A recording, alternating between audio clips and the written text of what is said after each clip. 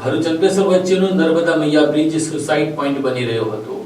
હવે 1,55,00,000ના ખર્ચે બંને બાજુ સેફટી નેટ લગાવવાનું કામ શરૂ થતા સુસાઇડ પોઈન્ટનું કલંક ભૂંસાશે।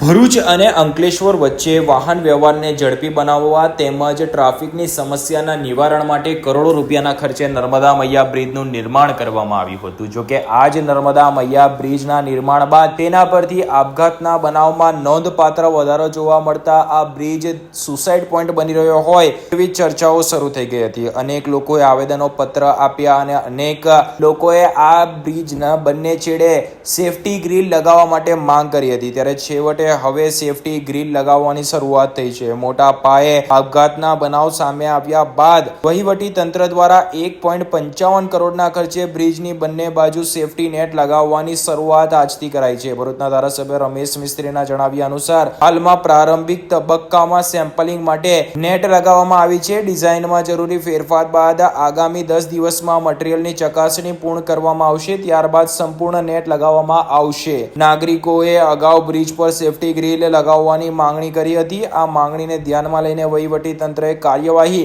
શરૂ કરી છે। સ્થાનિક લોકોએ આ નિર્ણય બદલ વહીવટી તંત્રનો આભાર માન્યો હતો। બ્રિજ પરથી વારંવાર નદીમાં કૂદીને આપઘાતના બનાવ બનતા હતા। સેફટી નેટ લગાવવાથી આવા બનાવમાં ઘટાડો થશે તેવી આશા સાથે નાગરિકોએ રાહતની લાગણી અનુભવી છે। જોકે પાછલા મહિનાઓમાં જે આપઘાતના બનાવો અને આ બ્રિજ ઉપરથી મોતની છલાંગ લગાવવાના અને આપઘાત કરવાના પ્રયાસના બનાવ જે સામે આવ્યા છે તે ખરેખર ચિંતાનો વિષય છે।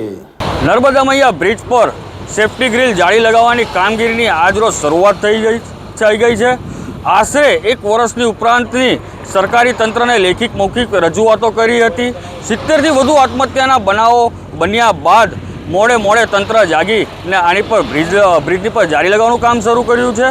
આખા સમગ્ર ગુજરાતની અંદર આત્મહત્યા કરવા માટે પ્રેરિત આ પુલ જાણીતો બન્યો હતો અને કલંક લાગ્યું હતું। આ કલંક દૂર થશે અને લોકોની જાનનું રક્ષણ થશે। સરકાર તંત્રનો આભાર માનીએ છીએ કે મોડે જાગીને પણ ગ્રીલ લગાવવાની કામગીરીની શરૂઆત કરી। નર્મદા મૈયા બ્રિજ પર નેટ લગાવવાનું કામ શરૂ કરવામાં આવેલું છે। તંત્રનો જેટલો આભાર માનીએ એટલો ઓછો છે। આ તબક્કે જે કોઈ પણ લોકો આત્મહત્યા કરવાના પ્રયાસો કરતા હતા હવે એમાં નહિવત પ્રમાણનો ઘટાડો થશે એવું દેખાઈ રહ્યું છે। મારું મીડિયાના માધ્યમથી અનુરોધ છે કે જે કંઈ પણ યુવક યુવતીઓ પુરુષો મહિલાઓ જે કંઈક પણ નાની મોટી બાબતોમાં ઘરકંકાસને લઈ અને જે કંઈક પણ આ પગલું ભરી રહ્યા છે તે ના ભરવું જોઈએ અને સરકારશ્રીનો આ તબક્કે હું ઘણો આભાર માનું છું।